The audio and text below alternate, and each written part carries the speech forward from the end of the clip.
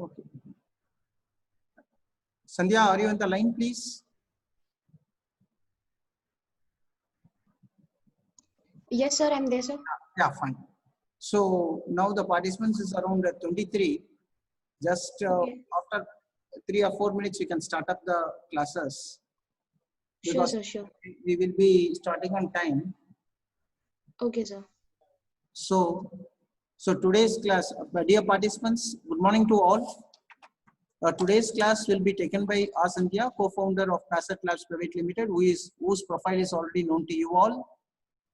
And today we'll be she'll be taking about introduction to neural networks, convolutional neural networks, natural language processing, recurrent neural networks with project demo.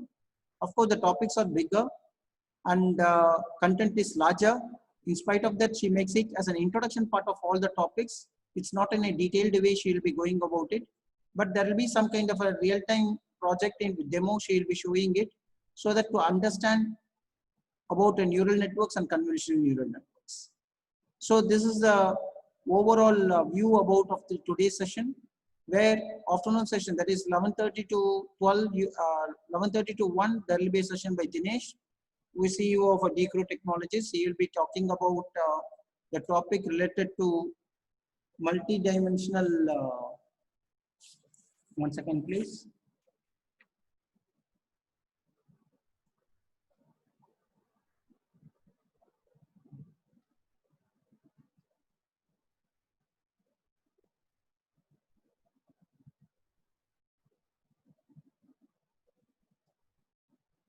Once again, the topic, I need to know it.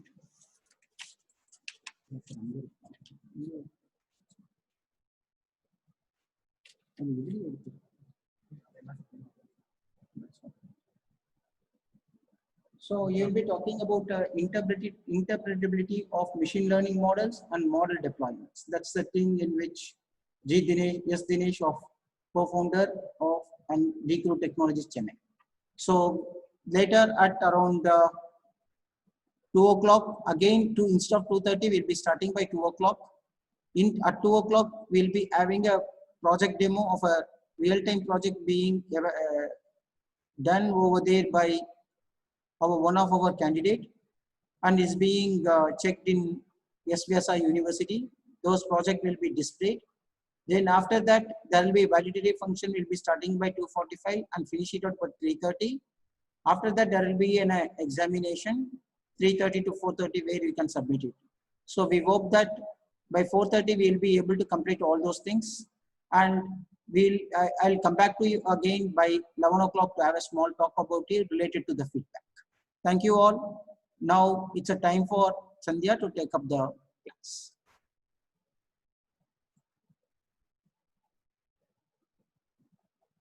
Sandhya, you can start. Thank you, sir. Thank you, sir. Good morning, everyone. So today's session, we'll start with CNN, RNN, and the basics of deep learning. So that's the agenda today, as so told.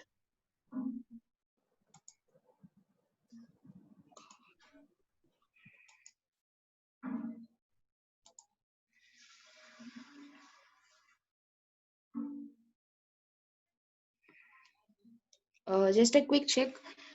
My screen should be pointing to something saying Introduction to Convolutional Network and Recurrent. Is it pointing? Is it visible? Yeah. Okay. So today we'll be having a brief introduction about CNN and RNN. So like all this while, the entire 4 days that we have been spending about was more on machine learning part of it, like where we had some features extracted and we put in and we gave the extracted features to some kind of machine learning algorithm to deploy it and go. But whereas with today's session, we are just coming into the next leap. That's something called deep learning. Like as most of us know, that's what ruling the world. So how this deep learning stands apart from machine learning is primarily concerned about the amount of data. So for a machine learning algorithm, whatever be the amount of data that we give, after a certain threshold region, the algorithm stops increasing its performance. So like as you can see in the plot, after even though the amount of data increases, the performance of the algorithm saturates. Fine. But whereas for a deep learning algorithm, even though we increase the data when we put on the model for training with a huge amount of data, the performance is found to increase proportionally. So with the higher amount of data, the performance also increases to a very higher level. So this kind of performance of the deep learning algorithm is able to help us develop models, develop neural network algorithms and deep learning algorithms that is able to perform equally to that of a human being. Like today we have, so you're seeing only title slide. Is there something as evolution of AI timeline? A green color graph kind of. Is it visible? Is it visible to everyone? Okay. It's not visible, they are saying. Sandhya? Yes, sir. Yes, sir. I'm just again sharing my screen. So, is it visible now? One second, one second. Yeah, it's visible for me here. What about the audience, please? There should be a green color graph kind of thing now. Yes, yes, Or yes, not? please. Yes, please. Yes. It's visible. Yes. So this is the like as we mentioned, we are now coming into the deep learning thing. So the like as we were discussing, the performance is found to directly increase with the amount of data we are putting into the model that we are training the model with. So like as we have seen from the entire day till now, the kind of data that we are putting into the network or into the server is increasing very huge. Like every minute, billions of information put into YouTube, WhatsApp, Facebook, and everywhere. So we are generating a lot of information with the amount of smart devices that is present in our environment today. So all these information generated from the smart devices, the the kind of computers, the kind of data sharing that we do, when this kind of DL models are able to exploit the generated data and give a performance that's equal to that of a human performance. So that's the kind of reason, the first reason why DL has evolved. The second reason why the deep learning came into boom is with the kind of processing units that has come up now. So traditionally previous cases like say post 2010, right, we were more concerned with the CPU kind of processing, but with the kind of progress that is happening and the research and the development that's coming into the processing architectures, predominantly with GPU. We have GPU now. We have even come to the next level with the TPU, tensor processing unit. So these high end and very fast GPUs are helping us process huge amount of data, like literally billions of images, billions of textual data. So these GPUs are capable enough to get all the data, process the model, and is able to deliver a trained architecture. So this data and the kind of processing architecture has helped us put DL in a higher position and superior to that of a human performance itself. Like in many cases, this self-driving car performs better than a driver itself, right? So in those cases, the deep learning is able to perform better way. Then another primary difference between a DL architecture and ML. So why it has come into such a boom is that the traditional machine learning flow, as we all know, it has an input, the feature has to be extracted. We have to do some kind of feature engineering followed with the ML algorithm or the ML model, training, optimization, and deployment. So that's the traditional machine learning flow we have. But rather for a deep learning, all the feature extraction part and the algorithm development comes into a single architecture. So here, no specific feature engineering is required. So this feature engineering was like a pinpoint, or like it was a pain that was there on all data scientists, because extracting the correct feature for every algorithm is very, very important for us to give the best output, as we all know. So this feature engineering and the requirement of a very supervised and a high level knowledge was broken down with the evolvement of deep learning. Yes, deep learning also requires some kind of knowledge, but compared to the previous machine learning tasks which require high level knowledge on features, high level knowledge on different domains, deep learning was able to put all that into one black box and made the task accessible for even new joinees or like people from other domain to penetrate into deep learning and work. So these three reasons are predominantly seen for the evolution of deep learning from machine learning part. Right. Today we are now going to see two major deep learning algorithm that's like completely used throughout our throughout every devices and throughout every environment that we see today. First one goes with CNN. So basically, as we see, CNN is nothing but it's again a neural network only, as the name itself says, convolutional neural network. So convolution is only the new thing, but whereas neural network remains the same. So when we are trying to map this to the traditional neural networks that we have already seen, CNN is nothing but it's a feed-forward neural network. It's basically a feed-forward neural network that's specifically designed for images. So why are we predominantly like not specifically designed for images? Initially it was proposed for handwritten digit recognition. It was initially given out for images, but now we are also exploiting it for other text-based tasks too. So now we'll look at it on image-based perspective, because it's widely used for all the deep learning based image tasks, right? So how does the image basically look like? We see it as a color, color, shape, and everything. But for a computer, it's just a matrix of numbers, right? We have a row and column, and we have a numbers. When we were doing with the traditional MLP, that's multi-layer perceptron, what happened? Every pixel in it has to be given as a separate input to the neural network, to the multi-layer perceptron. So let's consider I have a pixel. Let's consider I have an image of 256 cross 256. When we had to give it to a multi-layer perceptron, what happened was we required like say so much amount of pixels, like approximately 1,96,000 pixels. Input neurons. So when this was not the case, what happened? We'll have to go for feature engineering. It's not practically feasible for us to give a full image as such into a multi-layer perceptron, but rather we only had to extract the features or do some kind of flattening. Let's consider we have a smaller image, say 28 cross 28. In that case, for handwritten digits recognition and so on, we just flatten the image and we give to it. And in the other case, what we have to do, we'll have to extract some kind of features, say HOG, SIFT, and SO features, or Gini index, or GLCM parameters, some kind of statistical features have to be extracted from the image, and we'll have to give it to it. Fine. So in both the cases, what was the issue? Fine. So first issue was that the spatial information was completely lost when MLP, when the images had to be given to a multi-layer perceptron. Why is that case? Like, as we all know, image is a spatially distributed information, right? So because the relationship between each part is very important. For example, when I'm going to do a face recognition face recognition task, there should be two black color eyes. Below that, we need to have a kind of a geometrically rectangular shaped nose, and after that we'll have to have a horizontal rectangle, a rectangle that's having a length, that's having the breadth higher. So this is the kind of spatial relationship that we have. Only when the spatial relationship is preserved, we are able to do the task in a better way. But rather, when we were giving it to a multi-layer perceptron, we have to flatten the images, right? So this spatial relationship was completely lost. So that was first reason. The second reason was, let's consider, okay, fine, we are having some features for extracting the spatial information. Let's consider we are having HOG, histogram of oriented gradients. That's going to help us take the spatial features and give it in the form of vectors to a image, to the multi-layer perceptron itself. So what happened in that case was, even the kind of features that we are extracting for the images, okay, I'll try to speak slow. Yeah.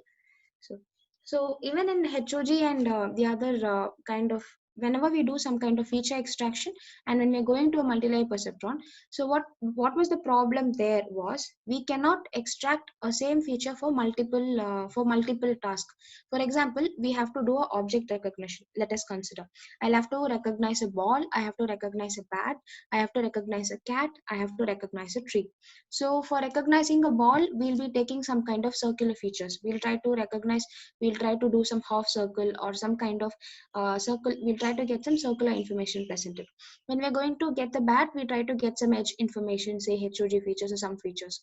When we're trying to recognize a dog, our features will again vary. We'll try to take some kind of edge information, or the dog is having, let us say, furry coat, it has a lot of hair, so we might even take some texture information. And on the last case, let's say we are going to take a tree, and even for the tree, let's consider we are taking another features. So depending upon the task, the feature is completely varying. Now, what is our ultimate goal? We have to develop one single algorithm that is going to classify all my different objects. So in this case, what happens?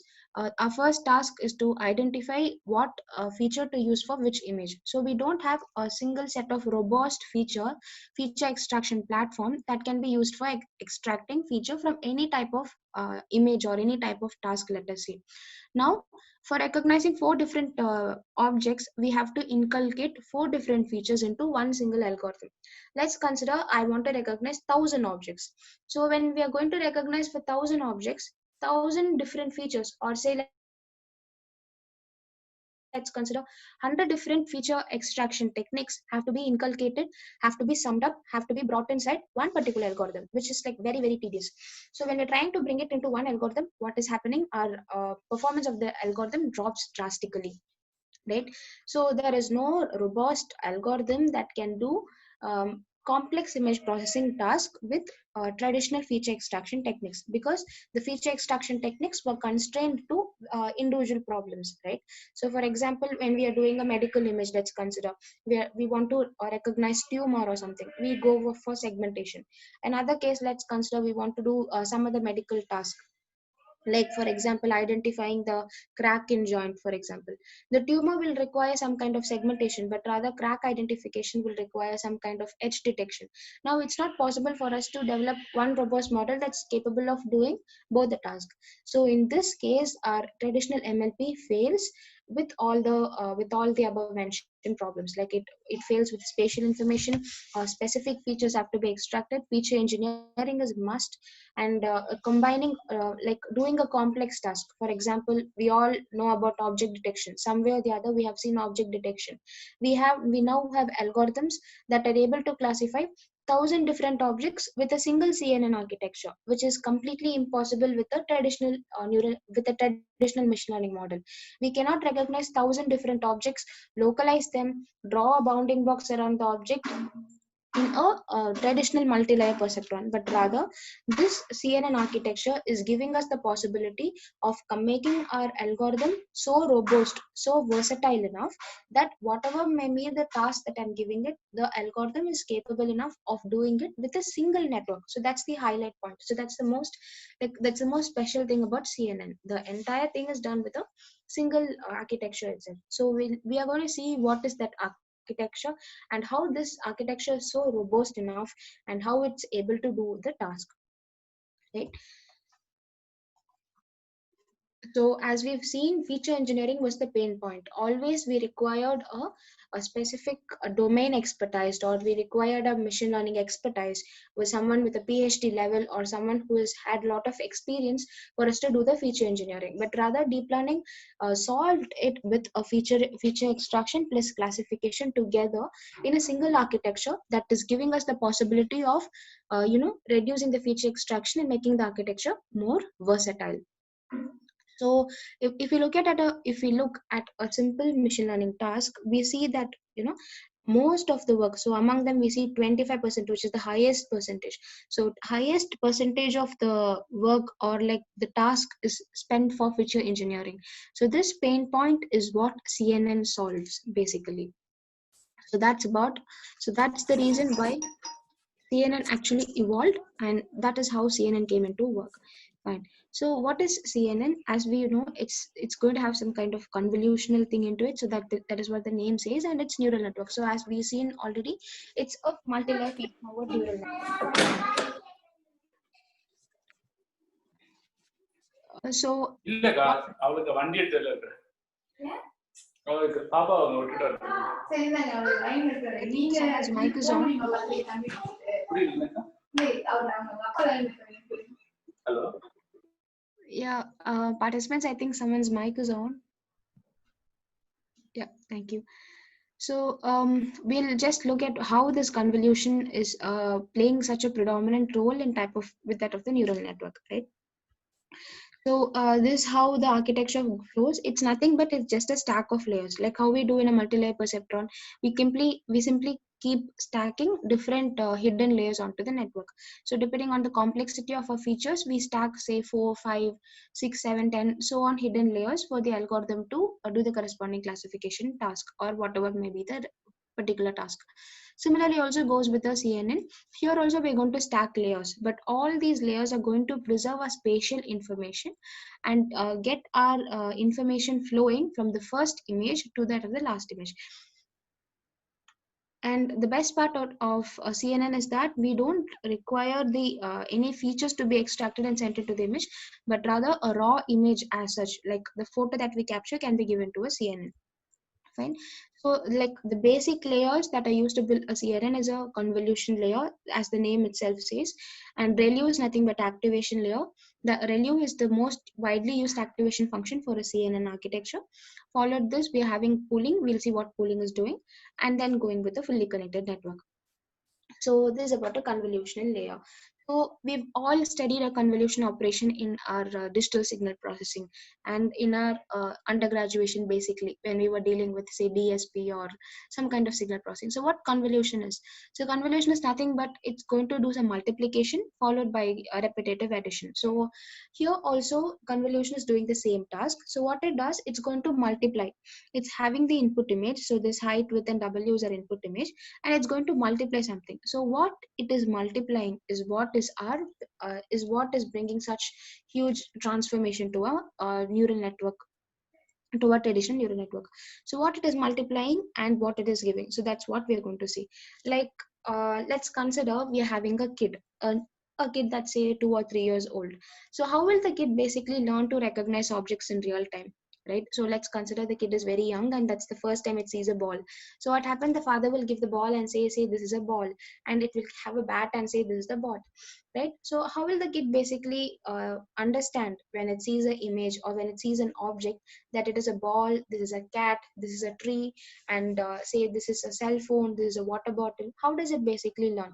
Like considering how a human brain works, right? So if we take a closer look, we recognize all objects found in a real time with basically the shape and color and texture information. So when I see a window, how do I recognize that it is a window? There will be an open space, we'll have some bars across it, the bars will be horizontal, and I'll see a door that is present in. So that's how I recognize a window. When I see a ball, it has to be a circular in shape.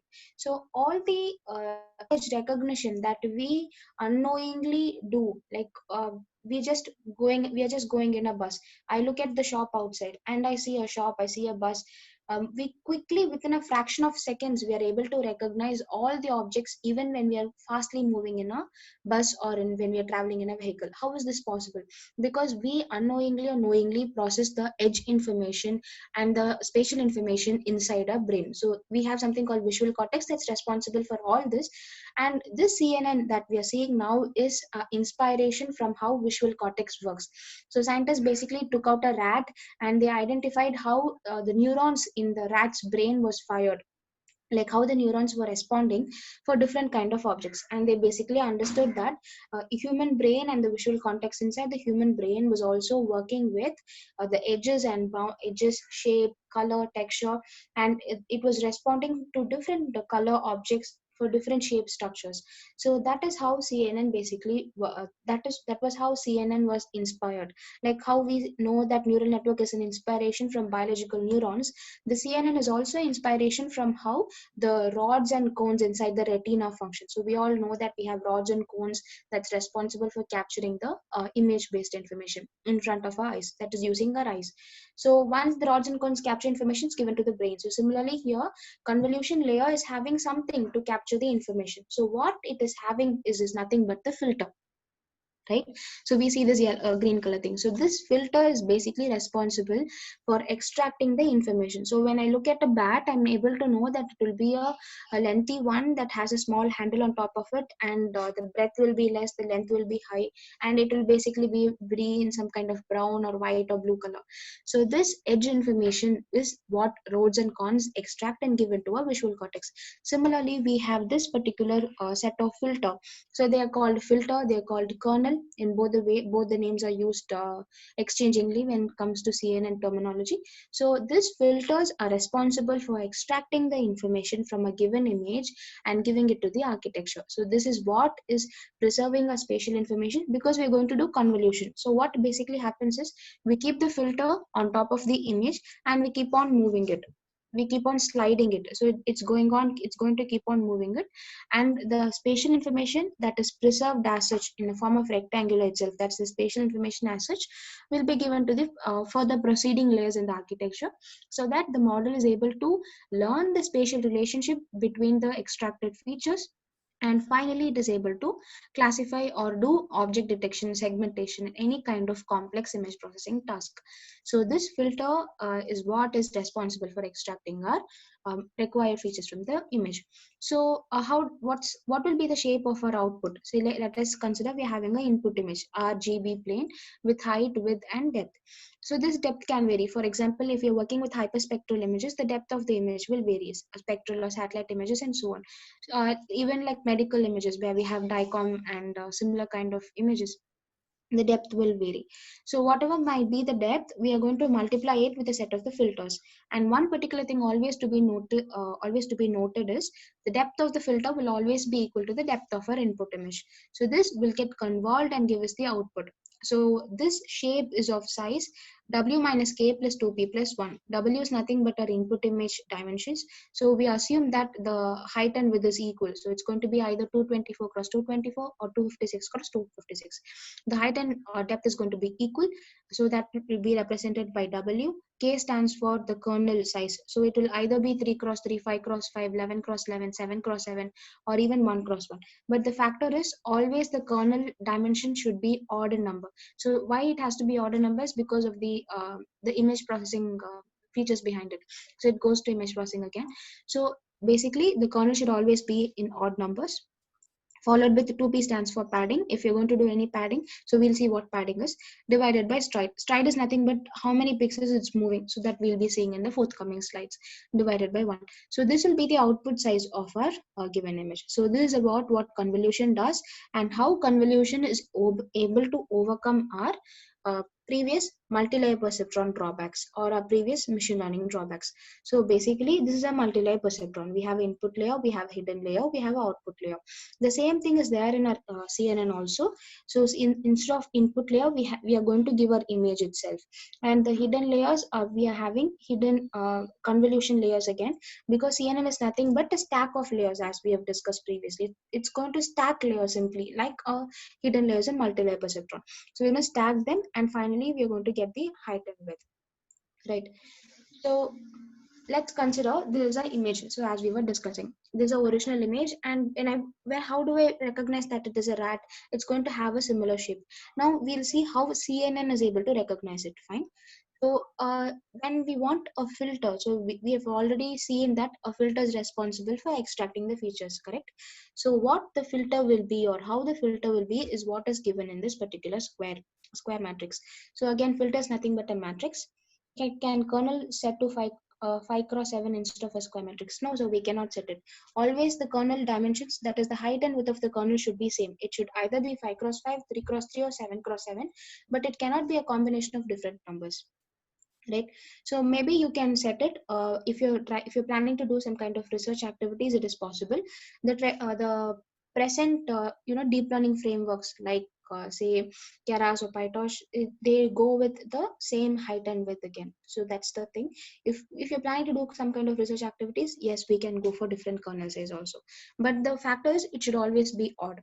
And another one reason why we say it has to be odd is, if you map it to image processing kernel, right, the center pixel will be the weighted one when connecting with that of the 4 pixel connectivity, 3 pixel connectivity, 8 pixel connectivity.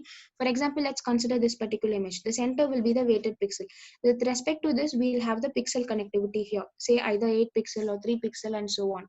When we are going into 5 cross 7 instead, what happens? This pixel connectivity relationship will break. So because of this, a kernel will not be able to extract features properly. So how are these pixel size selected, or what are these kernels basically doing is they have some again a kind of a relationship between them. If you take the Sobel pre-bit features and all, right, so it's basically a differentiation equation that is implemented inside a kernel, correct? So in that case, when we are going for a 5 cross 7, what happens? This pixel connectivity will break. So that's one first reason. and the kind of features will not be extracted properly because of the pixel connectivity that's breaking. So that is one reason why it is always advised to go to standard filters that are used in image processing task, like 3x3, 5x7, 5x5, 7x7, basically to preserve our the pixel connectivity, the 8 pixel connectivity, and so on. So that's the reason. And so internally, how CNN, I hope I'm answering, sir. I hope I'm answered your question.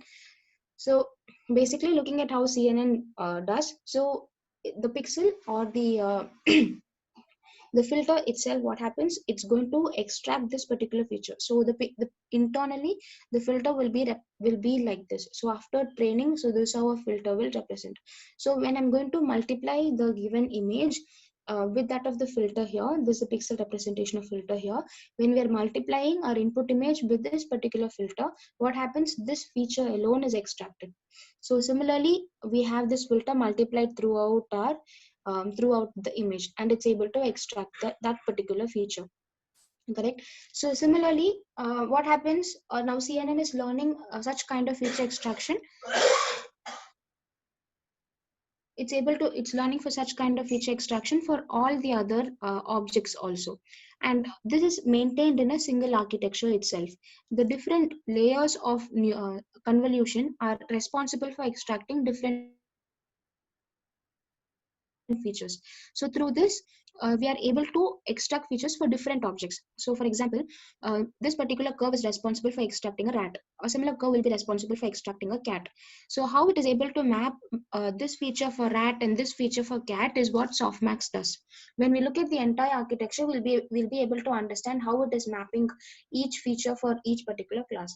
So now we got a clear idea that how internally the CNN filters are able to extract, the edges or each feature in the image. So this is going to be our input image. This is going to be the receptor field, is nothing but the part of the image where we are multiplying with the filter. So for example, in the previous slide, we had the input image, and we are going to keep the blue box on top of the purple box. So this particular purple box that is exposed to a blue box is called the receptor field. In the next slide, we'll have a GIF file, so that will help us understand better. This is the receptor field, and this is the pixel representation of the receptor field, and this is a filter. And this filter, we'll be able to generate the filter only after training the network. So this is a trained filter number, the numerical representation. So when we are multiplying our input image, so this input image is nothing but a test image. So when we are multiplying a test image with that of the input image, finally we'll be able to do the feature extraction and do the classification task. So this is how convolution works. We have an input image that is convolved. Basically, it's a convolution operation, multiplication followed by addition, and the filters are going to move. So this is what is called stride. So how many pixels it's moving, and once it gets multiplied, it gets added to give us the first value. So this is called the feature map. The output of convolution between our input and the filter is what is called the feature map. So let's consider this first case. I'm having my image. I'm keeping the filter on top of it. So this particular part that is exposed to our input image is called the receptor field, right? So we are multiplying. It's basically a element-wise multiplication followed by addition. So we are multiplying it and we are adding it. So for example, you see 1, 1, 1, and 1. So the value is 4. And now we move the pixel. Now we move the filter to the next pixel. So this, how many amount of pixel it is moving is what is called stride. We'll see it in the forthcoming slides too. So similarly, we keep on moving the slide, we keep on moving the filter, and we keep on multiplying, and we keep on doing the feature extraction. So this is how our CNN, the convolution operation inside the CNN layer works, right? So that was for a single image. Now considering for a color image, because most of the information is a color image. So as we all know, we have the red, green, blue channel, and for every channel we have different filters. So it depends, either we can have the same filter, we can have different filter. Now we're going to multiply the filter with the corresponding image, and we are generating the output feature map. And another important point to notice here is the output for the image right? So after convolution will be a single feature map. So all these three channels together will form one filter. As I told you, for a filter, the number of channels will be equal to the number of input channels present in the input image. So one filter is of size 3 cross 3 cross 3. Am I making the point clear? So if you are going to have 32 filters, let us consider. So there will be 32 filters, and each filter will be of size 3 cross 3 cross 3. So each filter will get convolved with our input image to give us the output. That's nothing but an output feature map. So this is how it works internally, and we can have a bias also together. So that was with a single filter. Let's consider now we have another filter now. So W0 is our first filter, W1 is our second filter, and this is how our output feature map is generated. So we keep on convolving and we keep on creating our output feature maps. Let's consider we have 32 different filters like this. So what happens 32 different times the convolution operation happens and we get the output feature map. Fine. So this was about the first stage, that's the feature extraction stage. So as we all know, we have the activation function in a neural network. Please share the slides and all notebooks discussed. Yeah, definitely we'll share the slides and notebooks. Right. So as we all know, for a CNN, for a multi-layer perceptron, what happens after after the processing, we have the activation function for firing the neurons, right? So as we see, CNN is also multi-layer perceptron, so which ultimately means we need to have an activation here too, correct? So that is given by a activation layer. So once the input image is processed by the convolution layer, the feature extraction parts happens here. So it's similar to multiplying a weight value with that of our input image. And another point here is the filters here are nothing but weights. So these are the trainable parameters. So like how we have weights in the multi-layer perceptron for the CNN, so these are the trainable parameter. So these are the weights, and we can add the bias with them too. Right. So once we have got our weights that are present in the feature map. After we've got the feature map, we've multiplied the input image with the convolution filter, and we've got the output feature map, right? So this we are going to give it to our activation function. So one of the widely used activation function is ReLU, that's rectified linear unit. So why ReLU is widely used? So why it is such a boom, right?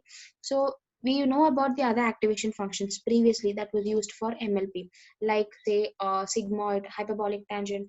The shift is always 1 unit, or it can be more. So it can have strided 2 convolution layers. It can vary. So I'll let you know when we come to the stride part of it. We have a slide for stride. We'll discuss when we are coming to it. So why ReLU is a boom when compared to that of the other activation functions is, like if you can just look over here, we have synem, linear, piecewise linear. So these were the traditional functions that were used for other tasks. Now concerned more with the multi-layer neural network. That's our interest, right? The multi-layer perceptron. Most widely used activation functions was name of the filters used. So what do you mean, sir, with the name of the filters used? I couldn't get your question, so could you please elaborate, like name of the filters used? I'd be happy if you could elaborate. So we'll just continue. Now concerned with sigmoid and hyperbolic tangent, if you can look over here in the name of filters used in CNN. So these filters, what we see in CNN, we don't use any filters as such, but rather the filter values are set by themselves after the training. So that's the specific point about CNN. So when we are doing a traditional machine learning task, what happens? We will give the filter, like say pre-width, Sobel, and so on. I'll let you know how activation function is selected. So we have pre-width, Sobel, so on. So we will select the filters there. But we know that CNN, we don't have any feature extraction done. That is, we don't do any feature extraction. The architecture itself is able to extract that. So after training, right? After training the architecture for, let us say, 500 epochs or 1000 epochs, this weight values are set by themselves. So that's the specific point about CNN, or speciality about CNN. We don't set the filter values. After training, with a lot amount of training, the architecture learns how the weight values should be, and that is how the filter values are set by themselves. We don't give the weight values, right? So why ReLU was used? If you look at the different activation functions here, we have logistic, we have sigmoid that is widely used for our MLP. In both of the layers, we see we have the exponential part coming into picture. We have 1 divided by exponentials of something. Now let's consider we are going to stack 100 layers of convolution. We have 100 layers also. We have like ResNet 152, which has 152 layers. We have Inception, we have DenseNet 121. So these are CNN architectures that has a stack of 121 layers, 152 layers. And this activation function is always present after every CNN, because after multiplication from the convolution, the value increases, right? If you can look at this example, we are doing the multiplication and we are doing the summation. After doing the multiplication summation, we get such a large number, that is 6,600, and it's not practically feasible for us to hold on the values till the end. Correct. So what happens, we always need a rectifier linear unit to activate, or like to indicate which a particular feature is important from the extracted information, or like for which neuron has to fire post our feature extraction. So in that case, when we are going to deploy this exponential after say 152 layers, the computation will increase very high, because we all know how much computation is put into doing the exponential part. So let's consider we have exponential after 152 layers. So such huge computation will be required. It's time consuming. So therefore what happened, we came into this function called ReLU. That's a rectified linear unit. It is as simple as maximum of x comma 0. So what happens when I have my given feature map, I have my given input image, I just take my maximum out of it and give. So it is as simple as that. So what happens, the computation cost reduces to a very low. I mean, we know how simple maximum is and how complex exponential is, correct? So in such case, the going for ReLU is reducing the computation cost. And another important thing about ReLU is that it stops the architecture from going into a state where the gradient is exploiting or vanishing. Correct. So as we all know, when we are doing the exponential task, what happens? Again, CNN learns with backpropagation algorithms with gradient descent base. When we are doing the gradient descent, when we are going to have this exponential kind of activation functions, what happens? The gradient will either vanish or the gradient will either exploit. Both of the things are possible.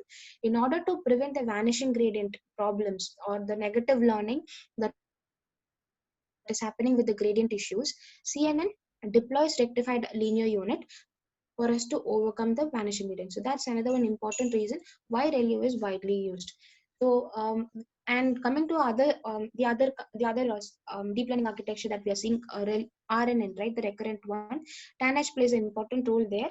And whereas when concerning our CNN, our interest now, ReLU plays a very important role. Now again, ReLU had few disadvantages. Like what ReLU does, it's basically giving the maximum out, correct? Anything that's higher than 0, it will give. Anything that is lower than 0, it will neglect. But in some cases, certain information that was lesser than 0 was also important for us. Let us consider we are doing some kind of tumor detection for a medical image. In that case, what happens? The pixel information is very meager. Let's consider. In that case, selecting or like skipping out such a low pixel information is very is not good for our algorithm. Our algorithm should be able to recognize such small value also. So that was one of the reason why leaky ReLU came. So what happened in leaky ReLU, when we are having a value that was lesser than 0, right? We do not skip it as such. We do not make the output 0 as in the case of ReLU, but rather we multiply that particular small pixel information, the value that was lesser than 0, with a constant called alpha, and we gave out that. So that was what leaky ReLU did. It started getting information that was lesser than 0 also into the CNN feature extraction. So that was how leaky ReLU came. So after leaky ReLU, we had another ReLUs also, like parametric ReLU, scale ReLU, squish activation function, max out, ELU, that is exponential linear unit. So every activation function was able to overcome one particular drawback for a given task, for the given application as such. So if we look over here, when we are going to take for a ReLU, correct? The black, it indicates the blue color line. So anything lesser than 0, it's going to skip. But rather when I take for leaky ReLU, when we are having a very small value that is lesser than 0, what it does, it's not going to make it 0 as such, but rather it's going to take 0.01 times the x and it goes. So here the 0.01 is fixed, we are not giving. In some cases, it is important that we give the value 0.01. So that is how parametric ReLU evolved. So what happened in parametric ReLU, 0.01 was not fixed, but rather I gave a value a, that's the scaling unit, the parameter, and now the output that is lesser than 0 will be multiplied with my value called a, and it will be given out. And concerned about like what activation function to use when is more suitable to the kind of task that we're doing, right? So let's consider we are doing some kind of OCR applications for say binarization or super resolution kind of things. So in that cases, many pixel information will be in a value that is lesser than 0. For example, let's consider we are doing it for our Indian languages, Indian vernacular languages, like that's what we work with. So there, even for Tamil, or even if you take for any other Urdu or Telugu, or there, the dot plays an important role, right? We often keep a dot. Even for Hindi, we keep matra on top of it, right? So in those cases, what happens, those small pixel values might be lesser than 0. So in that case, we go for a ReLU instead of ReLU when we want to extract. So when, let's say we're going for some kind of medical applications, there we go for again I would say like ReLU, parametric ReLU on top of it. So I have a research paper which gives a clear explanation about which activation function to select where. These activation functions basically have lot of other parameters also coming into it, because the activation function that we select is also dependent on the weight initialization that we give, correct? So I'll just share the file with you. I'll just ask Dinesh sir to put it in the group, so that file should actually help us get a better understanding about. Yeah, definitely I'll share the file with sir for us to put in the group mail. If possible, I'll try to put it in the chat window by the session ends. So that paper will give a clear explanation about which activation function to use where, correct? So this is how a feature map is represented. So initially I have my input image. We are going to have some filter, and this filter will slide across the input image to give a output feature map. So this feature map is very important for us to understand how internally CNN is extracting the features, correct? So like as we know, for a MLP we have the input, then that is followed by the activation function. Now in most of the CNN architectures, after the activation function we have something called batch normalization. Like it is not a mandatory that always batch normalization should be there after my activation function, but nowadays it has become like a norm, because batch normalization is helping us so much in learning the architecture, in learning our data set. So it's like none of the CNN architectures are now without a batch normalization. So to that level, batch normalization is used. So that's why we're just discussing here. But rather, a CNN architecture can exist without batch normalization also. So what this batch normalization basically does is, as we see from the name itself, it is doing some normalization that we know, and it is doing in the form of batch. So that itself is the name says. So it is normalizing our batches. So when we're training a CNN architecture, we'll not give the image as such. Say I have 100 million images. It's not practically possible for our GPUs to process 100 million images at a stretch together.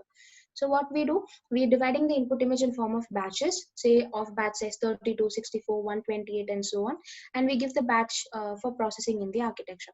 So when we're giving the batch for processing, at that time, when after one particular batch processes, then only my weight parameters will be updated. So the important thing about doing batch, dividing our input data set into batches and then giving us with respect to my weight update when we're doing the back propagation. So only after one batch gets processed, my weight update will happen. So what this batch normalization does, for every batch, it will try to normalize our weight and thereby prevent our algorithm from going to vanishing gradient or exploiting gradient condition. So as we all know, multiplication followed by addition is happening in convolution. So ultimately the value should increase. So how ReLU is helping us in vanishing gradient problem, this batch normalization is also helping us in vanishing gradient problem by normalizing our output values obtained from the feature map. So how does it normalize? Basically, we just subtract it from the mean and divide it with the standard deviation. So that is how it does. Another important factor that batch normalization overcomes is it overcomes something called internal covariance shift. So what this covariance shift is nothing but many times like the CNN architecture faces a similar kind of feature extraction. For example, let's consider I have I'm training a feature, I'm training a algorithm with a black color cat image. So what happens, the covariance between my similar black color images is very less, right? It's almost very less. So in that case, what happens are the weight values present in a neuron is shifted in one particular direction, correct? It is going specifically for extracting some redundant features present in our black color cat. So in order to prevent our covariance moving into one direction, we are giving this batch normalization and we are normalizing the value to ensure that it is distributed, right? So that's another one reason why we came. And further, one drawback that CNN overcomes with multi-layer perceptron is the translation invariance. Like a multi-layer perceptron cannot detect whether the bottle is kept it straight or whether the bottle is kept it tilted. If we are going to extract features when the bottle is straight, multi-layer perceptron will extract only when the bottle is kept straight. So translation invariance or rotational invariance property is not present in multi-layer perceptron, but rather when you take a CNN, even when I'm going to keep my bottle in inverted manner, even at that case, CNN will be able to overcome that. So looking into a feature map, so concerned with the number of filters that we are putting, we will be getting the corresponding feature map stack. So if let's consider we are having this red color filter, one feature map will be like this. When we are increasing the number of filters, the feature maps get stacked, so on. So internally, it's very important for us to recognize or to visualize this feature map. CNN has different kind of visualization. Initially, say till 2014 or something, CNN was considered to be a black box. People did not know what was happening inside it. There was one particular breakthrough that happened with a visualization paper. There was a research paper that helped us understand what was happening inside CNN by simply visualizing the NumPy array. Like we all know, it's going to process in the form of array, correct? So there was a particular researcher who took out the array and he just visualized it. So this visualization helped us understand a lot about how internally CNN is extracting a feature. For example, this is one of our visualization from our research works that's concerned with plant disease recognition. So for example, here we have a input disease leaf image. We are given given a leaf image to CNN, and let's consider the input image is having a diseased part on top region. Like you can find a top region highlighted, right, with a yellow color. So in the input image also we have a disease part present on the top and also in the right side center part of it, in the right portion of the image. So extracting the or like visualizing our internal feature map is helping us understand that CNN is extracting the features from the correct area. Like as we can see in the heat map, the yellow color is more concentrated towards the diseased region of the input image, right? So this will help us understand if CNN is extracting the features correctly or not. So whenever we design a CNN layer, CNN architecture is very important for us to visualize the internal feature map. And now we have like different kind of feature visualization. We have activation maximization. We have gradient based class activation maximization. So again, that's a entire topic, and it's very important that we do this kind of feature visualization to basically understand whether CNN is extracting the correct features or not. Now coming to stride. So as we've seen, the stride value is like the number of pixels CNN takes or the filter is moved with. So when I say stride is equal to 1, so what happens, I have my first I'm keeping our filter in the first portion, then I move by 1 pixel, so this means stride 1. Now stride 2. So generally, what answering to the question that was asked with respect to stride, the stride value is basically 1. Sometimes it can be 2 also. Nowadays, stride value with higher than 2, that is convolution layers with stride value higher than 2 is itself used for dimensionality reduction. We know pooling layers are used for dimensionality reduction. Like if you're already familiar, we all know that pooling is used. Nowadays, instead of pooling, the strided convolution itself is used for a kind of dimensionality reduction. Yes, the stride value can be higher than 2. And when the stride value is higher than 2, what happens, it also acts as a kind of dimensionality reduction, and the features will be missed more, and also the receptive field size will increase. So as we've seen already, receptive field, right, when the stride value is increasing, what happens, the kind of information that's extracted from the image, the receptive field of the image will increase. So that goes into another research area that goes with across convolution and things like that. The stride plays an important role there. It's a research area. If you're interested, so you can just look out for that cross convolution and how stride is playing an important role in that. We have few research papers. If you're interested, we'll be able to share. Right. So that was with respect to stride. Now, when we're having stride, so as we've seen, the filter is moving by 2 pixels, and from here it comes to 1. So it's moved 2 pixels and it's come to here. So this is with respect to stride 2. And padding. So when we are moving the filters and when we are just keeping on striding it across our input image, when we are coming to the corner portion, what happens? There is a possibility that we miss the corner, the edge information present in the edge of the image. Sometimes if the image, if the input image size perfectly matches with the stride value and the filter size, there is no issue that we miss the edge information. But in most of the cases, there is a possibility that we miss the edge information. So in order to include the edge information also, we do padding. Padding is nothing but we just simply put a zeros padded across the input image, on the edges of the image, so to ensure that we are able to extract the pixel information present in the edges too. So when you're coming to the edge part of it, I'm going to keep the filter on top of it. The zeros are padded like this, and therefore we are able to extract all the information present in the edges. So that's about padding. Now coming to pooling, let's consider we're having convolution layers that is used for stacking the activation function, and we keep on stacking the different activation function, pooling, and so on.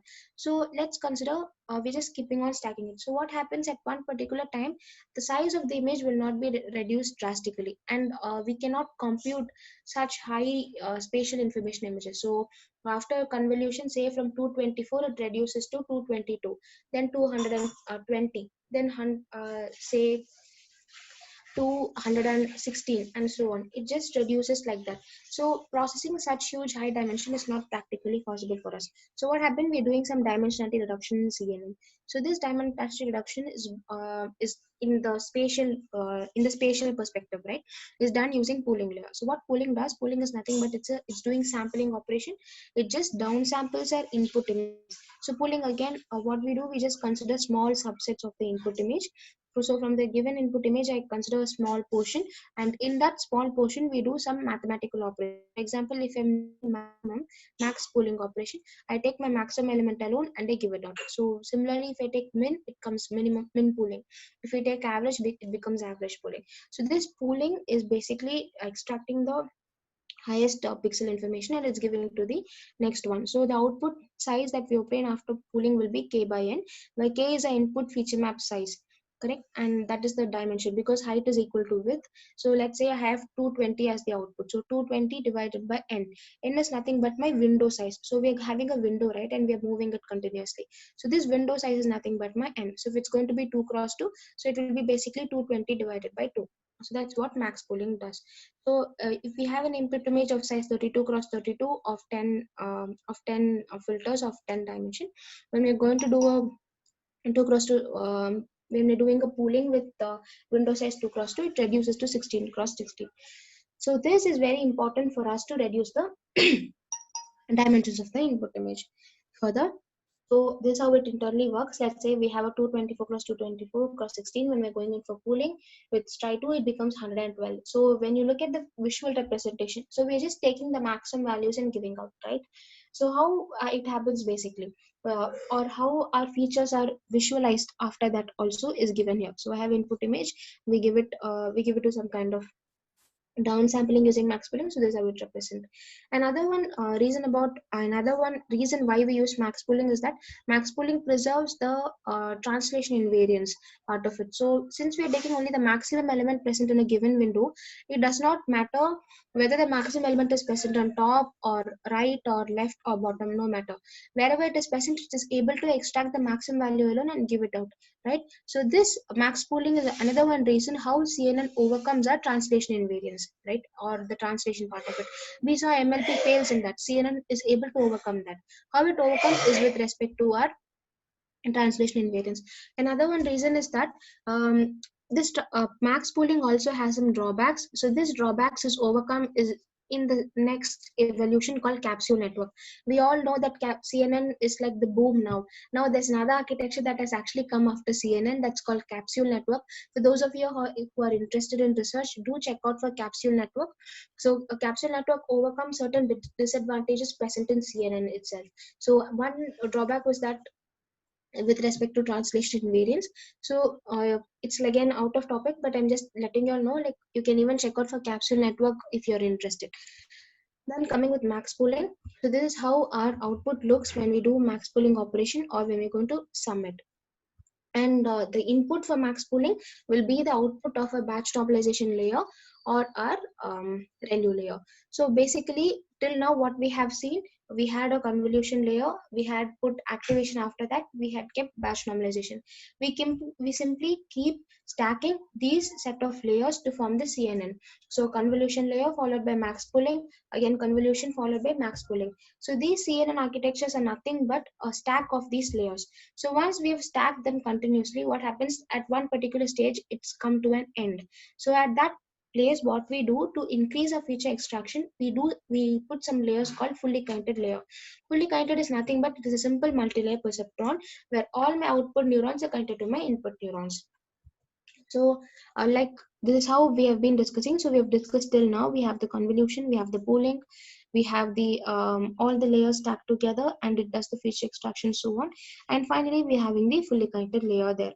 And followed with this fully counted layer, we'll have this fully counted is also called dense. We have the final activation function that's responsible for our classification part.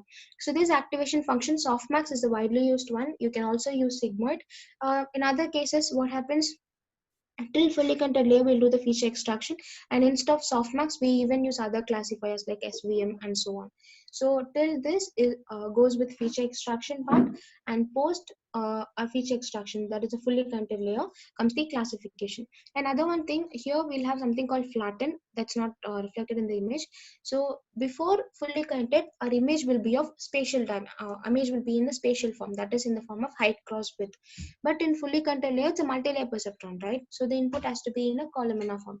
So what we do, our input image, we just give to flatten. Flatten is nothing but we just, from a 2D, we just map it to 1D. We just make it as a column vector.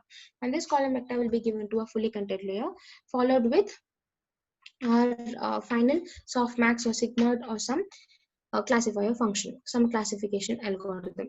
So now currently many CNN architectures don't prefer fully counted layer, because fully counted layer consumes lot amount of weight into it, because it's a multi-layer perceptron, and most often the fully counted layers, every input is counted to every output, right? So what happened, lot amount of trainable parameters are spent there. Say if we are going to have 1024 dense layer, huge amount of neurons are involved in the weight metric there, in the weight parameters there. So what happens, the kind of trainable parameter increases very highly. So this has to be overcome. So this is overcome by average pooling. Another one reason why global average pooling came into picture was, say till this we're having a one-to-one correspondence. Like if you can exactly map, we're having an input, we're doing some convolution, we're giving that to pooling. We do some dimensional reduction, we're giving to pooling.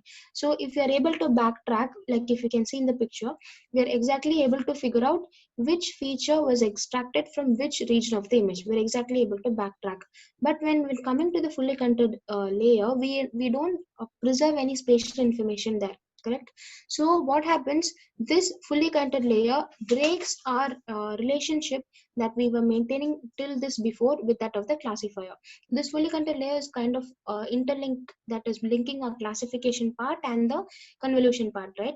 So when this fully counted comes, everything is mapped to everything, every input is counted to every output. So it's totally mapping, it's totally destroying the relationship that we maintained before.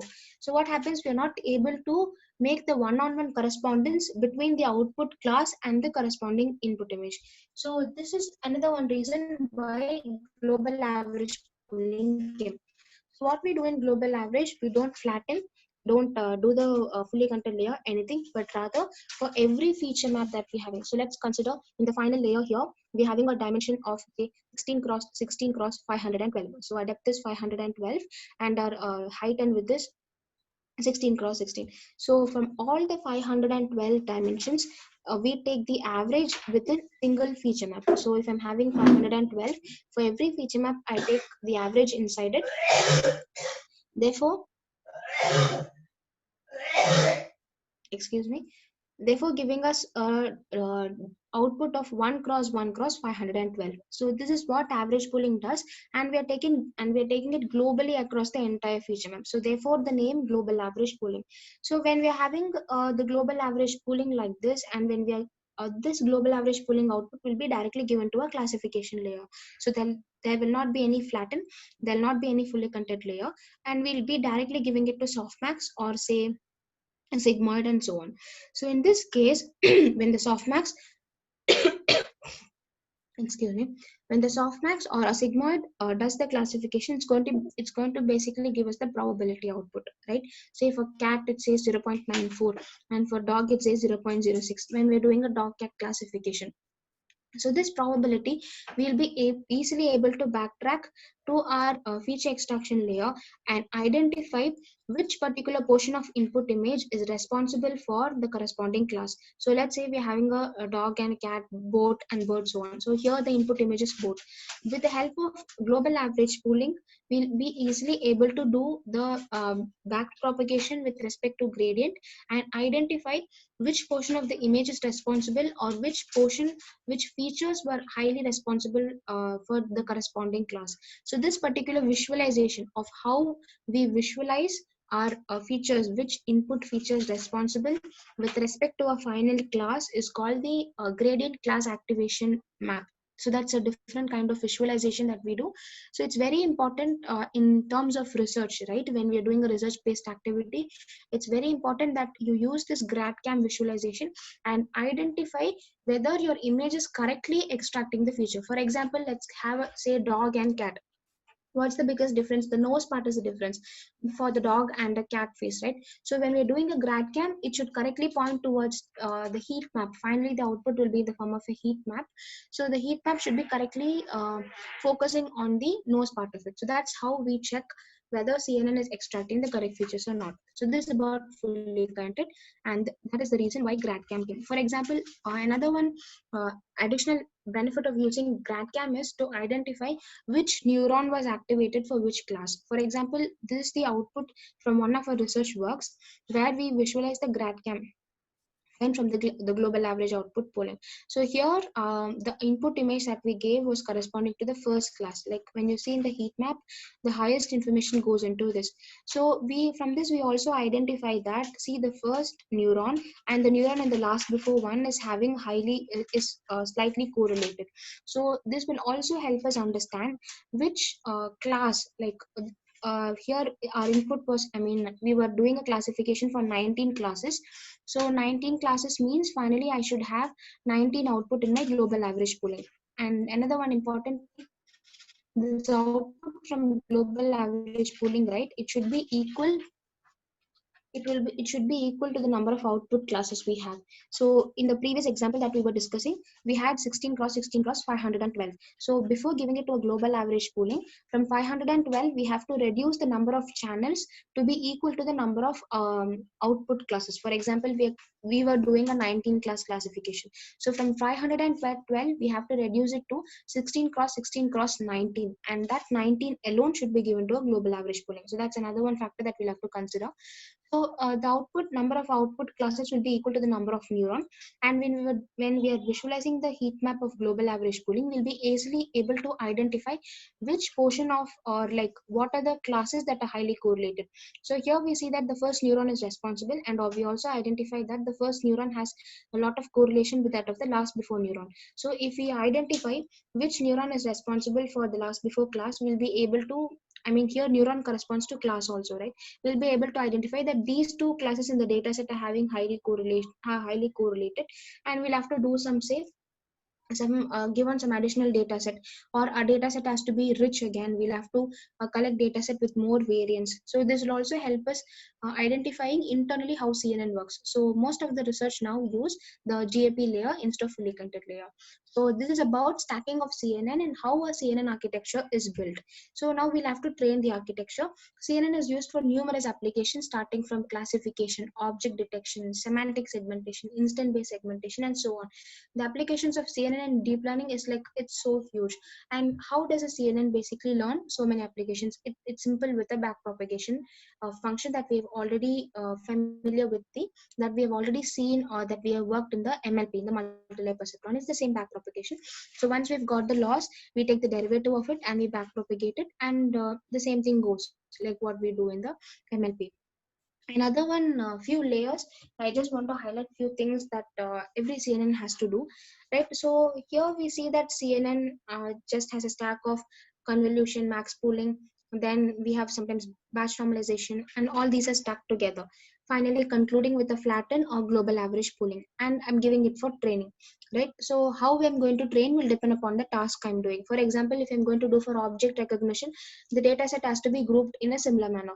If you're doing for object recognition, it has to be grouped in a similar manner. Like for example, when we're doing object recognition between a dog cat classification, all the dog images we'll put in a folder, all the cat images we'll put in a folder, and we will separate them as strain x and text x with a label, and we'll be giving to the algorithm for learning. That's all we know. Now, this CNN architecture, since it has a lot of trainable parameters, there is a possibility that they overfit, right? So how to prevent this overfitting is what dropout does. So dropout, nothing, simply, it just simply drops the neurons in the particular position, right?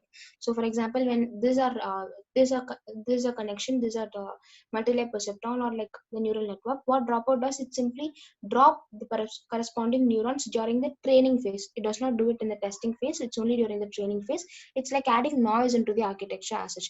So when we're dropping the neuron, the connection to the particular neuron also is dropped. So this prevents a CNN architecture from memorizing our input feature map and making the architecture more generalized to the unseen samples. So our ultimate target is it should perform well on the unseen samples, correct?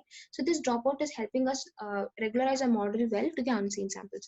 And now we have like a lot of state-of-art CNN model, which most of us know. We have VGG, we have RESTnet, ShuffleNet, SqueezeNet. There are n number of standard CNN architecture, and every architecture overcomes one particular disadvantage from the previous model, and that's a huge topic again. So here we are just putting out two different state-of-the-art CNN model, just to let you all know that CNN is nothing but a stack of layers. So the variation of how you stack the layer is itself a novelty, and this stacking of the layer is going to give a huge drastic variation about how a performance vary. For example, VGG is nothing but they have two convolution followed with a max pooling.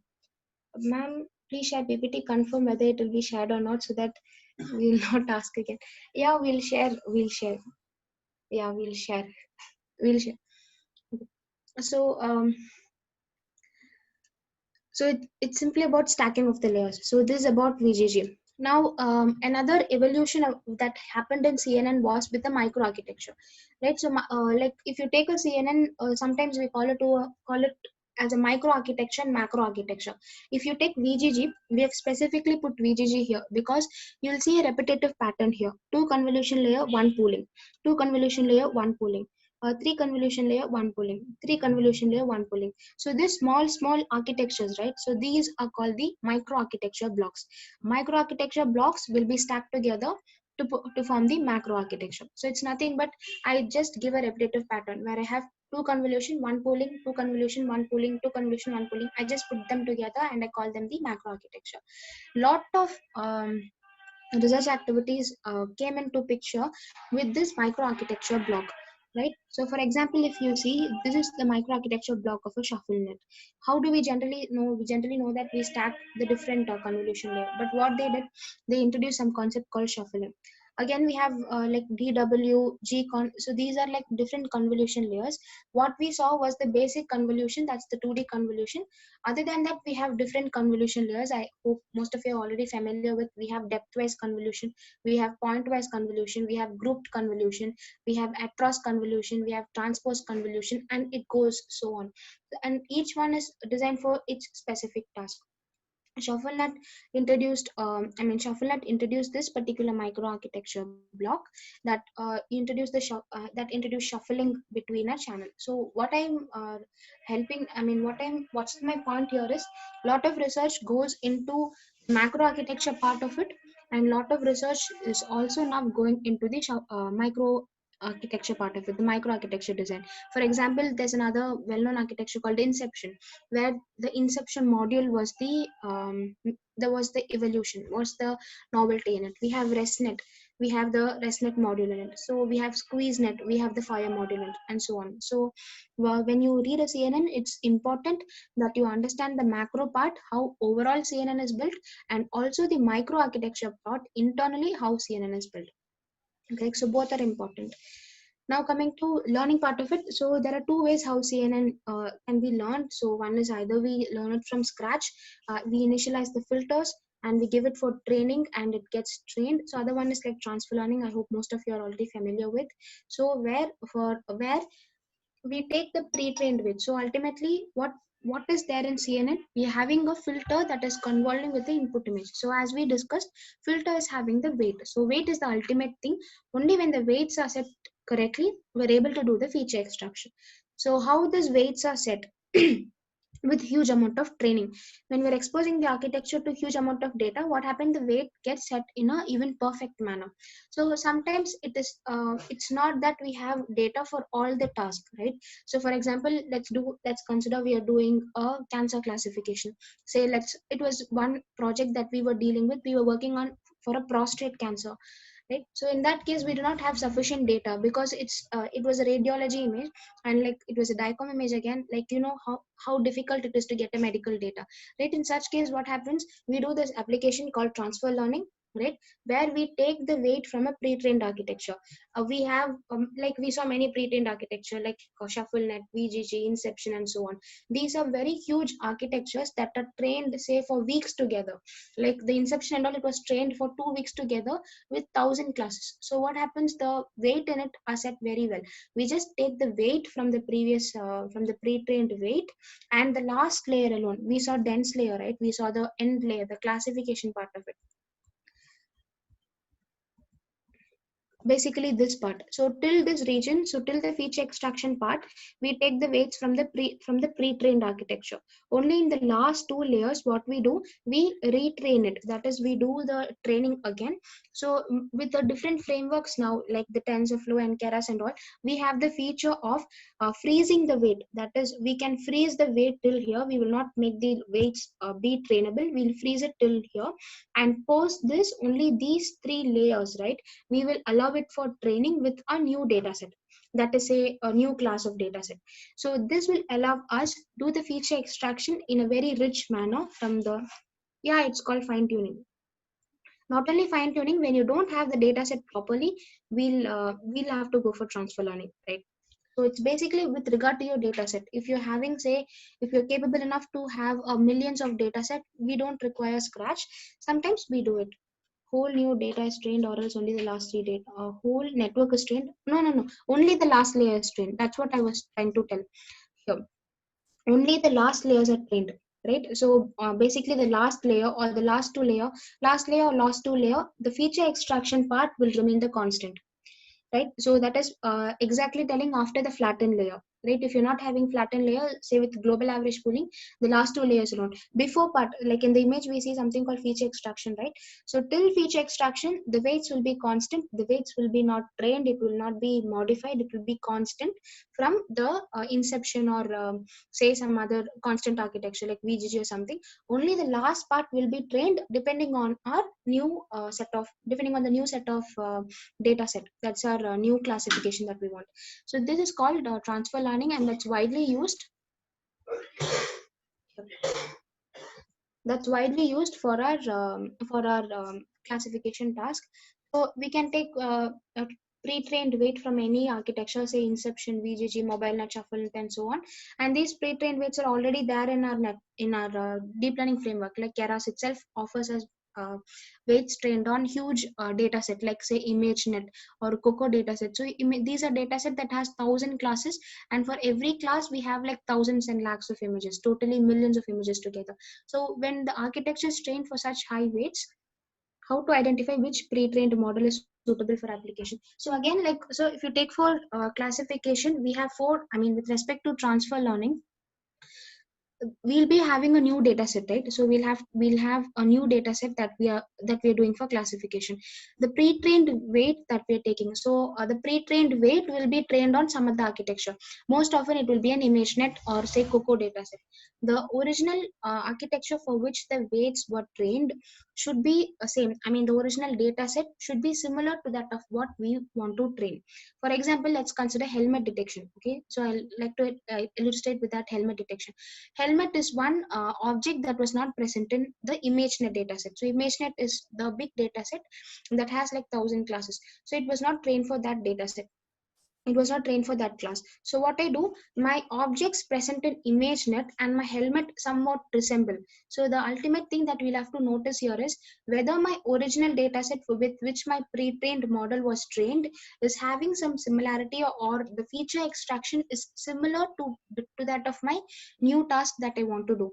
It's basically with that both the data set should have similar kind of feature extraction. In that case, we can go for importing that particular weight from the pre-trained model. From research perspective, what novelty can be added? So yes, sir. So in terms of research perspective, right? So we are getting the pre-trained weight and we're giving, right? So what happens? This pre-trained weight will have lot amount of redundant data, because it's trained for 1,000 classes. Let's consider the example of helmet detection itself. Now the pre-trained weight is trained for 1,000 classes. So what happens? It will have such huge rich features present in it. But rather for helmet detection, it's only 2 classes. Either it's a helmet is there or helmet is not there. So we have the possibility of removing the redundant data. So that's called pruning. That is again a different topic. We have something called pruning and quantization, which we will be using for deploying before deploying the CNN model. So what is the ultimate objective? We'll have to deploy the CNN model into our edge devices. Like all our smartphone now has face detection. We have lot of deep learning algorithms running in our smartphones itself. So in such case, it is not possible for us to deploy huge CNN architecture into our smartphone or edge devices, because there is a constraint of power, battery constraint, memory constraint, computation constraint. Our RAM is very less. We have approximately say 4 GB, maximum 8 GB RAM in a smartphone, correct? So in those cases, it's not possible for us to deploy the architecture as such. So what happens? We'll do something called pruning, that is removing the redundant weight, and we do something called quantization, where we will remove the we'll try to change the how do I say, change the notation in which we save the weight. For example, uh, all our CNN architecture is trained on float 64. So you know how much amount of memory is consumed for saving a float 64. In quantization, what we'll do, instead of saving a weight in float 64, we will save it in say integer 8-bit. So the amount of bits that are required to save from integer to that of from float to that of integer reduces. So what happens? The memory constraint will reduce. So this is what happens in quantization. When concerned with pruning, we will be removing the redundant weight. How we remove is a research area again. So we can remove it based on different ways, right? Using L1 norm, L2 norm. It's again a huge domain for research with respect to how we prune the redundant data. So in transfer learning, what you can do, you can get your pre-trained weight, do some pruning. Pruning is a research area that you can focus on. Post that, the pruned weight, when you're giving it to the model, what happens? The trainable parameter reduces. So trainable parameter is a very important factor in CNN, right? The trainable parameter will reduce, and also your total size, the file size, the MB size will reduce, your training computation cost will reduce, and so on. And can we apply transfer learning on cloud? Yes, you can apply transfer learning on cloud. It's possible for us to apply it in cloud too. And also, like, we have the performance. Like initially, it's also advisable that you take the like there was a comment which says like fine tuning, right? So initially, if you're using it for initializing your filters, I mean, as we all know, filters what extracts the features, correct? So only when the filters are initialized in the most efficient way, we'll be able to converge very quickly, or we'll be able to converge with a better way. When you're initializing your weight with a pre-trained weight, what happens? Initially the performance itself increases, and we see a higher slope rather than that without transfer learning. So it can also be used in such cases. Give resources. So resources for what, sir? Will be nice if you can tell what resources. Right. So there are like huge amount of parameters that you'll have to look for transfer learning resources. Yeah, so I'll let you know. Like if you're interested, there's one particular blog by Jason Brownie. There's something called Machine Learning Mastery. There's a blog in Machine Learning Mastery, and if you can look out in Machine Learning Mastery, you will have one particular blog that corresponds to transfer learning. And basically, you will find something like a coordinate system. We all are familiar with the coordinate system, right? The XY coordinate system. So there will be 4 different use cases that you'll have to look out for when you're doing transfer learning. Dataset property, as we discussed, dataset size, and there are numerous parameters that we go on. Like if possible, I'll just give the link once the session is over.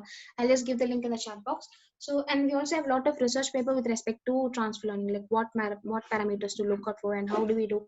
It's again a big area. So when we are so this is about how we look for a CNN, how we stack the architectures in the CNN, and how the CNN gets trained, and what are the different ways in which we can train a CNN. Apart from this, like there are numerous parameters that we'll have to look out for a CNN model to give the best performance. So first goes with architecture. As we have seen, we have to stack the layers in the most efficient manner.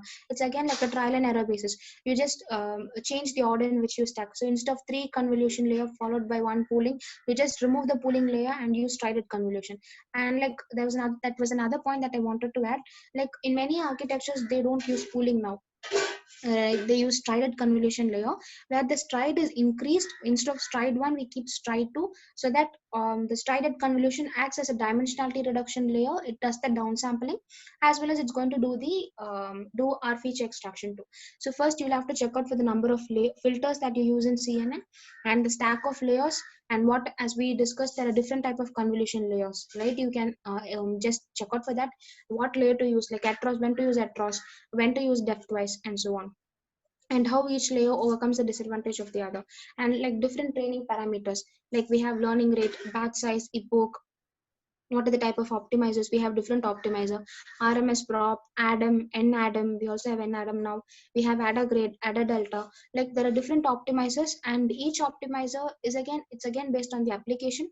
What application? For some ADA grade might perform well, for some Adam might perform well, for some ADA delta might perform well. If suppose you're a beginner, it is always good to start with Adam, and then go with the other parameter, and then go with the other optimizer. And also like epoch, it's always advised that you train for higher number of epochs so that your model is able to learn well. And batch size, this selection of batch size will basically depend on the data set that you have.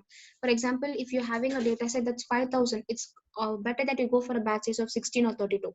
If your data set is say it is around like say 2 lakhs, it's better that you go for a size of say 5 and 2. The batch size will depend on your it will depend on the size of your data set. Learning rate, we have different type of learning rate, constant, decay, cyclic. It's always good if you go for the decay learning rate. It will again overcome vanishing gradient problem. Cyclic is also found to perform better well. So like these are the different learning rates you can check out for. Then going with weight initialization. Weight initialization, again, this is the type with which the CNN filters are initialized. Weight initialization is very important for the architecture to converge well. Only when we give the right weight initialization, the architecture will be able to converge well. We have GLOROT, HE normal, legion, and under GLOROT and HE normal itself, we have like GLOROT normal, GLOROT uniform, where it concerns with the distribution of the initial distribution. So when I say GLOROT, it will GLOROT normal, there will be a normal distribution inside it. When I say GLOROT uniform, it will be a uniform distribution inside it, right? So whether you'll have to go for normal or uniform will depend on the type of activation function you use. So these both are like kind of interlinked. Like for example, when we go for normal, the activation function should be tanish. I'm saying for example, it's actually a relationship that we'll have to look out for. We have few research papers also with regard to this. Like when should I go for a GLOROT normal, and when should I go for GLOROT uniform when I'm using tanish or when I'm using ReLU. right? So when in terms of research perspective, I'm letting you all know so that these parameters will also influence your model's performance. Then the type of activation function, we've already discussed a lot with it. And finally, going with regularization, many cases the model will go for overfitting or underfitting, right? So it's very important that we do proper regularization for the model to have the good fit. Say dropout, batch normalization, the data augmentation is another topic where we just increase the data. I think most of you are familiar with, or you can just look out for it. It's a quite simple topic. Or we also have other kind of normalization, L1DK, L2DK, and so on. Going with yes, it's time. I know. I'll just quickly do this slide with recurrent. I'll just complete it. So 2 minutes. So then going with recurrent neuron. So there's a feed-forward network. For the recurrent, as we all know, there's a feedback. So the primary difference between my CNN and my recurrent neural network is, in CNN, the output was not given back again to the input. But in recurrent, the output itself will be given back to the input. So that's the difference between recurrent. So these are recurrent neural networks. So when we have an input, we just unfold them. That's how recurrent neural network works. So this is a simple architecture, but this is actually equivalent to that of expanding our entire RNN. So these RNN networks are very much suitable for text-based applications where the next word is the next word prediction or the next word is dependent on the previous set of data. For example, we're doing a language translation from Tamil to English. So what happens in such cases, the entire sentence formation after the translation will depend on the set of words that were present before. So whenever we're having sequence to sequence data, basically when the data is present in a form of sequence to sequence manner, this RNN network is the best choice to go for, right? So the RNN network, as we know, like let us consider we're doing some summarization, text summarization task. So what happens from the beginning till the end, it's important that we know the relationship, or we remember the information that's present here. So what happens, this RNN network is not able to remember the information that was present at the beginning of the paragraph. So what happens, there is the problem that the architecture is not able to retain the information that was present in the long term. I mean, with respect to sentences, let's consider it forgot what was present at the beginning of the paragraph. So this long term short term dependencies was the problem with RNN, and this was the reason for why LSTM came. LSTM is nothing but long short term memory. So this particular microarchitecture, so as we were discussing about microarchitecture, so this is the microarchitecture of LSTM. So LSTM overcome this particular problem where LSTM was capable enough of remembering long information and short information together. So that was what LSTM overcome. So this architecture, it has a lot of gates inside it. We have input gate, forget gate, and so on. So, and TANH is the most widely used activation function here. We have like a lot of tasks going into it. It requires a lot of time. The important concept to understand is that the problem with the long short term dependencies was overcome with LSTM. Right. So the next LSTM, we had something called GRU that overcame the disadvantages from that of the LSTM. Post GRU, we have a range of RNN models now into research. That's we see Google Translate performs in a better manner than before, right? So one of the reason why Google Translate is able to perform now is with respect to BERT. So BERT, we have GPT also now. So for those of you who are interested in RNN, I'm just like these are like big topics that is not able to be covered in such short duration. So I'm just letting you all know so that you can just Google and do something, do some self research. You can check out for attention model, encoder, decoder, transformer networks, BERT network, GPT, and if you're looking for some doing for some research with language translation or with some kind of text-based applications, BERT is a must check out topic, right? And that's with it. So we have the files that we have for CNN and RNN that we'll be sharing with you. They are mostly self-explanatory, and also like yesterday, decision tree files were there for sharing, but since a lot of topics had to be covered in short duration, so was not able to cover it. So he had to take a session today, say some 10 minutes about the decision trees code implementation, but due to his mother's health condition, he had to travel down. His mother, I mean, His mother was facing few medical issues, so because of which he had to travel down, so he was not able to attend today's session. So he just asked me to take decision tree, I mean run through the code, but due to time constraint I was not able to, I mean, go with CNN code itself. So I'll make sure that decision tree code is also shared with you all. So kindly do check out for that. And if any clarifications as required, please do let us know. Yeah, thank you. What is ReLU, ma'am? Please explain clearly. ReLU is rectified linear unit. So it does simple rectification. It will neglect any activation function, that any input value, any value that is lesser than 0. It will give, when I'm having a matrix, let us consider I'm having a 3x3 matrix. For what ReLU will do, it will send out the value only that is greater than 0, and in that value it will take only maximum and it will send out. That what ReLU does. So if you look out for the function math, the given input, let's say I'm having a 9x9. In the 9x9 feature map, what it will do, it will take the maximum value alone and it will send to the next layer, and it will neglect anything that's lesser than 0 with that. I hope I'm answering to your question.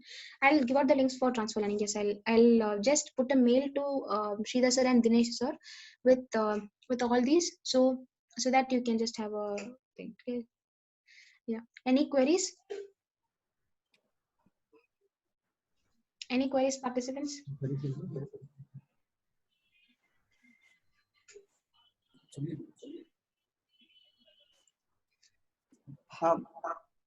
Sandhya, shall we wind up? Yes, sir. We shall wind up, sir. Okay. Participants, I think you should have got benefited about the introduction of a neural networks, convolutional neural networks, and something about on recurrent neural networks.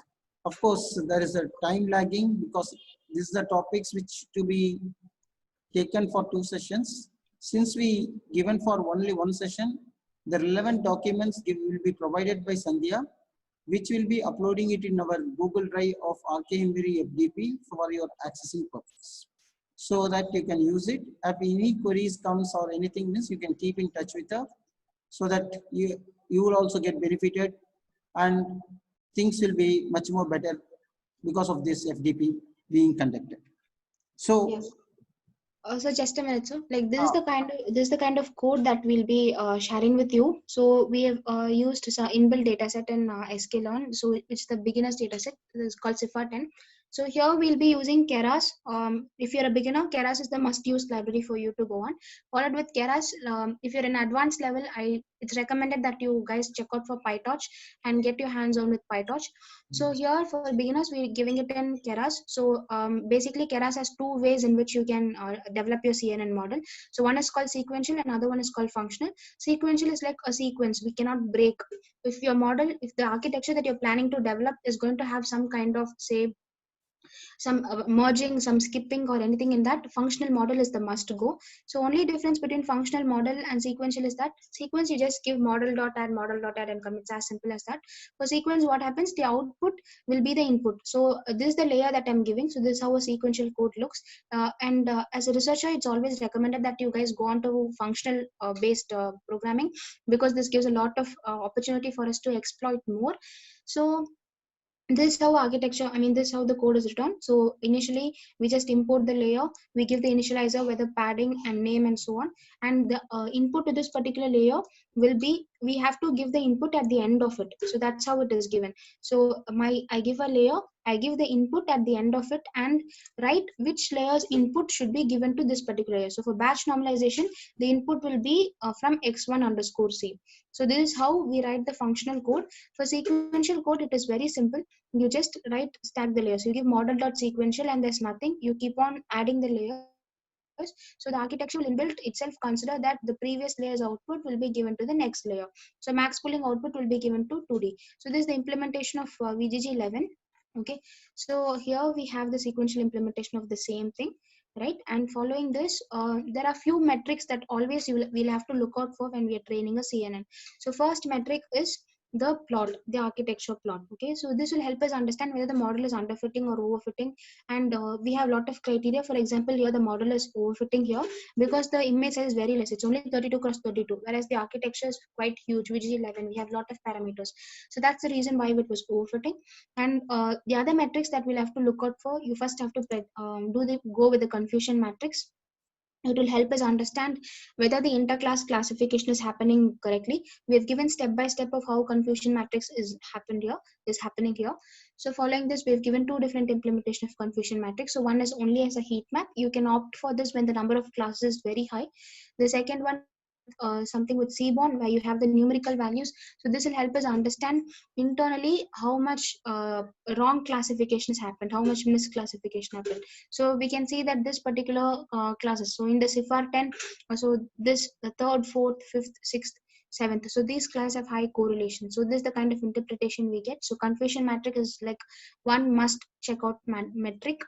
And the other one goes with precision, recall, accuracy, as we all know, and then goes with visualization part. So we'll just share the codes with you for all this and how to do visualization.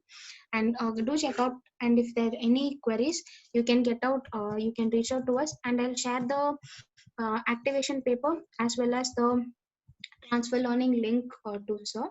And there's another point that I want to add here, guys. If you're looking for any research paper with regard to this, this website is a must check out for.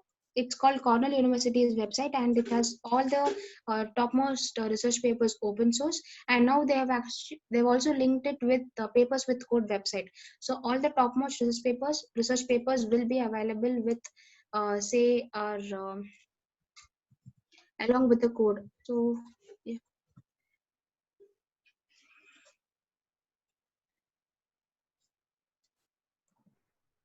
So this is the one that I was mentioning. So if you're like looking for good research articles, do check out here. It has a huge amount of research works.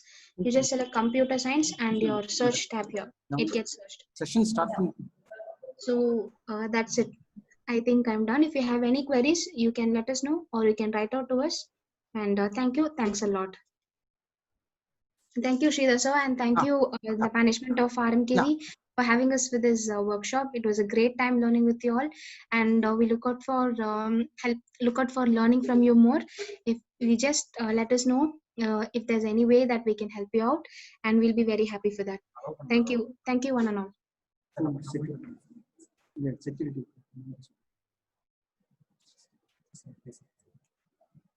Sir, hello. Dear participants, there are certain things which we have to mention it. See, today there is a need of a feedback from you all.